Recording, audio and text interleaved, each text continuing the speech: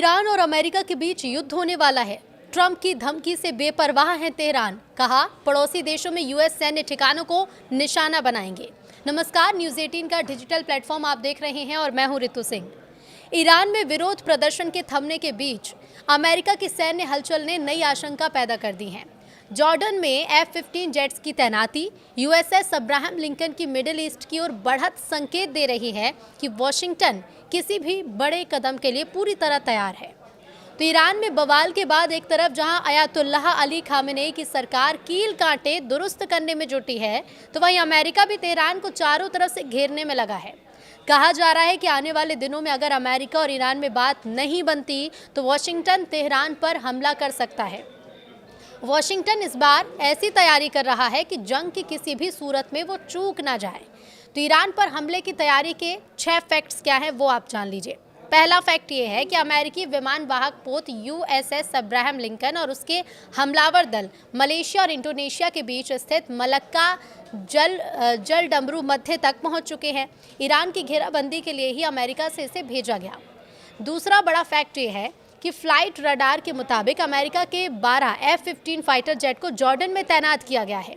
जून 2025 में जब इजराइल ने ईरान पर अटैक किया था तो जॉर्डन के रास्ते ही पहला हमला किया था।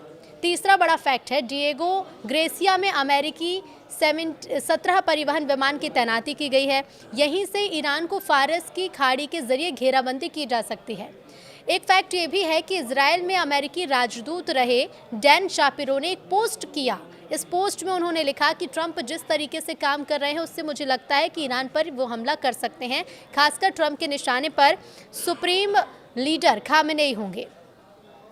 तो वहीं एक बड़ा फैक्ट ये भी है कि डोनाल्ड ट्रंप ने 2 दिन पहले पत्रकारों से बातचीत में कहा था कि मैं चाहता हूं कि ईरान में नए लोग आएं, वो ईरान को आगे लेकर जाएं। खामेनेई को ट्रंप ने बीमार व्यक्तित्व बताया। एक बड़ा फैक्ट ये भी कि निर्वासित पूर्व राजकुमार राजा पहलवी ने एक मसौदा पेश किया है जिसके मुताबिक अगर खामेनेई की सरकार ईरान से जाती है तो वहां पर पूर्ण लोकतंत्र लागू किया जाएगा। इसमें स्टेट को धर्म से अलग करने की बात कही गई है। लेकिन ऐसे में आपके मन में भी सवाल ये उठ रहा होगा कि आखिर ईरान के भीतर क्या चल रहा है। तो ईरान में कील कांटे दुरुस्त किए जा रहे हैं। सोमवार यानी 19 जनवरी को ईरान सर्वोच्च परिषद के प्रमुख अली लारिजानी ने इराक के विदेश मंत्री से मुलाकात की। ईरान अपने सभी पड़ोसी देशों को साधने में जुटा हुआ है। इतना ही नहीं, आम नागरिकों से संपर्क स्थापित करने के लिए खुद खामेनेई एक्टिव हो गए हैं। ईरान की सरकार पूरे बवाल को अमेरिका और इजराइल से जोड़ रही है। मानवाधिकार संगठनों के मुताबिक ईरान में बवाल को लेकर 20,000 से ज्यादा लोगों को गिरफ्तार किया गया। ईरान के राष्ट्रपति मसूद पेजेशकियान के मुताबिक सरकार आर्थिक पहलुओं पर भी काम कर रही है जिससे ईरान के लोगों को राहत मिल सके। इधर खामेनेई शासन ने दंगाइयों पर कार्रवाई शुरू कर दी है। ईरान के शीर्ष पुलिस अधिकारी ने सोमवार को उन प्रदर्शनकारियों को अल्टीमेटम जारी किया जिन्हें अधिकारी दंगाई बता रहे हैं। शीर्ष पुलिस अधिकारी ने कहा कि ऐसे प्रदर्शनकारियों को 3 दिन के भीतर सरेंडर करना होगा, नहीं तो उनके खिलाफ सख्त कार्रवाई होगी। हालांकि ईरान की सरकार ने उन आर्थिक कठिनाइयों से निपटने का भी वादा किया जिनकी वजह से ये प्रदर्शन भड़के हुए थे। मानवाधिकार समूहों का ये कहना है कि इन प्रदर्शन को कुचलने के लिए की गई कार्रवाई में हजारों लोग मारे गए हैं। ईरान के हालिया प्रदर्शन हाल के सालों में ईरानी नेतृत्व के सामने सबसे बड़ी चुनौती बनकर उभरे हैं। बढ़ती महंगाई और ईरानी मुद्रा में भारी गिरावट की वजह से शुरू हुए प्रदर्शन जल्दी खामेनेई शासन को हटाने की मांग पर भी अड़ गए। ईरान ने प्रदर्शन पर काबू पाने के लिए इंटरनेट बैन कर दिया और अंतर्राष्ट्रीय फोन कॉल्स पर पाबंदी भी लगा दी। इस वजह से प्रदर्शन और हिंसा की पूरी जानकारी अभी सामने नहीं आई है। हालांकि ईरानी अधिकारी ये कह रहे हैं कि देश भर में धीरे धीरे इंटरनेट सेवाएं बहाल की जाएंगी। इधर ईरान के पुलिस प्रमुख अहमद रेजा रादान ने भी सोमवार को कहा कि कुछ युवा भ्रमित होकर दंगों में शामिल हुए। उन्होंने युवाओं से अपील की कि वो आत्मसमर्पण कर दें ताकि उन्हें कम सजा मिले।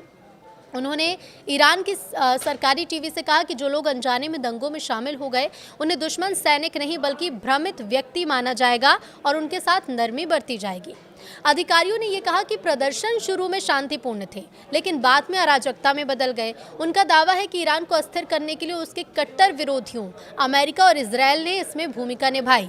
सरकारी टीवी पर जारी एक संयुक्त बयान के मुताबिक देश की कार्यपालिका, विधायिका और न्यायपालिका के प्रमुखों ने सोमवार को जीविका और आर्थिक समस्या के समाधान के लिए दिन रात काम करने का संकल्प लिया। ईरान के राष्ट्रपति मसूद पेजेशकियान, संसद अध्यक्ष मोहम्मद बाकर गालिबाफ और न्यायपालिका प्रमुख घोला मोहसेन मोहसिनी एजई के बयान में कहा गया कि आतंकी घटनाओं के भड़काने वालों को कड़ी सजा दी जाएगी। इसी बीच ये भी चिंता बढ़ गई है कि अधिकारी प्रदर्शनकारियों के खिलाफ मौत की सजा का इस्तेमाल कर सकते हैं। संयुक्त राष्ट्र ने सोमवार को चेतावनी दी कि ईरान फांसी को धमकी के हथियार के रूप में इस्तेमाल कर रहा है। तो वहीं ईरान में बड़े पैमाने पर हुए विरोध प्रदर्शन के दौरान खामेनेई सरकार की बर्बरता का जो सच था वो पूरी दुनिया के सामने आ रहा है। मानवाधिकार कार्यकर्ताओं ने कहा है कि ईरान में देशव्यापी विरोध प्रदर्शन में हिस्सा लेने वाले प्रदर्शनकारियों पर हुई कार्रवाई में कम से कम 4029 लोग मारे गए हैं। अमेरिका स्थित human rights activist news agency ने आंकड़ा दिया और कहा कि इस कार्रवाई में 26,000 से ज्यादा लोगों को हिरासत में भी लिया गया। एजेंसी ने बताया कि मरने वालों में 3,786 प्रदर्शनकारी, 180 सुरक्षा बल, 28 बच्चे और 35 ऐसे लोग थे जो प्रदर्शन नहीं कर रहे थे। ये एजेंसी ईरान में पहले हुए अशांति के दौर में भी सही जानकारी देती रही है और हर मौत की पुष्टि के लिए जमीन पर मौजूद लोगों के नेटवर्क पर निर्भर रहती है। आशंका है कि मारे गए लोगों की संख्या इससे कहीं ज्यादा हो सकती है। और ऐसे में देखिए, इस आंकड़े की पुष्टि तो स्वतंत्र रूप से नहीं की गई। तो वहीं ईरान के विदेश मंत्री को भी झटका लगा है। ईरान के विदेश मंत्री अब्बास अरागची का स्विट्जरलैंड के दावोस में वर्ल्ड इकोनॉमिक फोरम में बोलने का निमंत्रण इन हत्याओं के कारण वापस ले लिया गया है।